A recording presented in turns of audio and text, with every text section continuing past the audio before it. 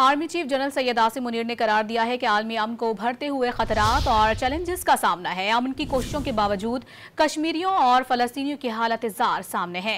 ISPR के मुताबिक international association of peacekeeping training centre की 28वीं सालाना कॉन्फ्रेंस हुई। Chief of army staff general Syed Asim Munir ने centre for international peace and stability का इफ्तिताह किया। आर्मी चीफ ने कहा कि अक़वाम मुत्तहिदा के तहत कई अमन मिशंस काम कर रहे हैं। उन्होंने कहा कि अमन की कोशिशों के बावजूद कश्मीरियों फलस्तीनियों की हालत ज़ार सबके सामने है। कश्मीरियों और फलस्तीनियों के हालात बहुत कुछ करने की तरफ तवज्जो दिलाते हैं। Army chief general Syed Asim Munir ने करार दिया है कि आलमी अमन को उभरते हुए खतरात और चैलेंजेस का सामना है। अमन की कोशिशों के बावजूद कश्मीरियों और फलस्तीनियों की हालत ज़ार सामने है। ISPR के मुताबिक international association of peacekeeping training centre की 28वीं सालाना कॉन्फ्रेंस हुई। Chief of army staff general Syed Asim Munir ने centre for international peace and stability का इफ्तिताह किया।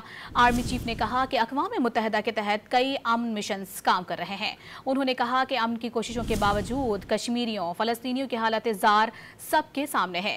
कश्मीरियों और फलस्तीनियों के हालात बहुत कुछ करने की तरफ तवज्जो दिलाते हैं।